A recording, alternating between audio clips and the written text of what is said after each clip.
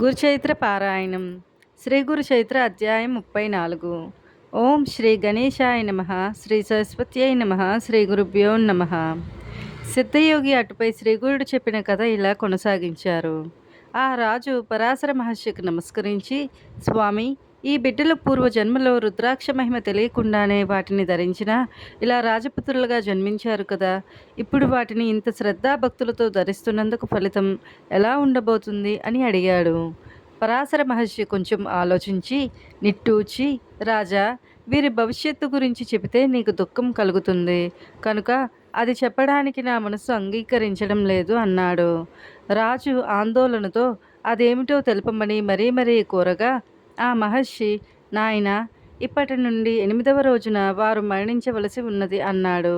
అది విని రాజు అతని పరివారము ఎంతో దుఃఖించి దానికి నివారణోపాయం తెలపమని కోరారు. ఆ మహర్షి ఇలా చెప్పారు. భయం లేదు. శ్రీమన్నారాయణుడు బ్రహ్మను సృష్టించి అతనికి ప్రసాదించిన వేదం యొక్క సారమే రుద్రమంత్రము. అది 4 పురుషార్థాలు ప్రసాదించగలదు. సృష్టికర్త తన వక్షస్థలం నుండి ధర్మాన్ని, వృష్ఠభాగం నుండి అధర్మాన్ని సృష్టించాడు.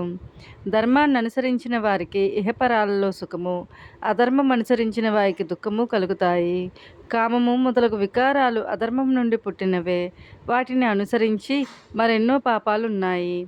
కానీ ఏ గ్రామంలో రుద్రజపం జరుగుతుందో అక్కడ ఈ పాపాలు ప్రవేశించలేవు. అది సర్వ పాపహరం. పూర్వం రుద్రమంత్ర జపం యొక్క ప్రభావం వల్ల పాపులు కూడా పరిశుద్ధులవడం వల్ల యముడు బాధపడి బ్రహ్మకు విన్నవించుకున్నాడు. అప్పుడు బ్రహ్మ, యమధర్మరాజా, మదాంధులు, తామరసులు, భక్తి లేని వారికి మాత్రమే నీవు దండించాలి. భక్తితో రుద్రమంత్రం జపించే వారి దగ్గరకు నీ దూతలు వెళ్ళనే కూడదు. అల్ప ఆయువు గలవారు కూడా దానివల్ల దీర్ఘాయువు పొందగలరు. రుద్రమంత్రంతో పవిత్రమైన నీటిలో స్నానం చేసిన వాడిని చూచి నీవు కూడా భయపడవలసి ఉన్నది అని కూడా చెప్పారు. కనుక రాజా, నీవు భక్తితో రుద్రాక్షలు ధరించి సద్బ్రాహ్మణుల చేత 7 రోజులు నిరంతర రుద్రాభిషేకం చేయించు. అందువలన వారు ధర్మాత్ములై సర్వ సంపదలతోనూ కలకాలం జీవించగలరు అని ఆ విధానమంతా వివరించి చెప్పారు. ఆ రాజు ఆ ప్రకారమే 100 మంది సద్బ్రాహ్మణుల చేత 10,000 రుద్రమంత్ర గానంతో 7 రోజులు రాత్రింపవళ్ళు సంతతధారగా శివునికి అభిషేకం చేయించారు. నిత్యము అభిషేక జలంతోనే రాజకుమారులకు స్నానం చేయించారు. చివరి రోజు సాయంత్రం ఆ బిడ్డలిద్దరూ స్పృహ తప్పి పడిపోయారు. అప్పుడు పరాశర మహర్షి రుద్రమంత్ర జలం వారి మీద చల్లారు. వెంటనే వారు లేచి కూర్చున్నారు.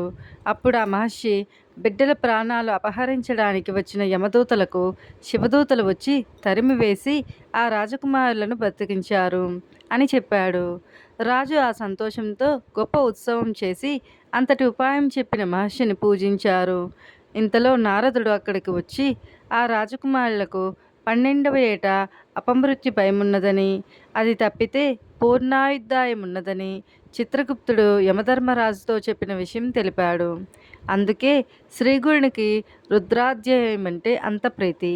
కనుక నామధారక, నీవు నిత్యము రుద్రాభిషేకంతో శ్రీగురుని పూజించు అని సిద్ధుడు చెప్పాడు. శ్రీదత్తాయ గురవే నమః. శ్రీ శ్రీపాద శ్రీ వల్లభాయ నమః. శ్రీ నరసింహ సరస్వత్యై నమః. గురుచైత్ర అధ్యాయం 34 సమాప్తం.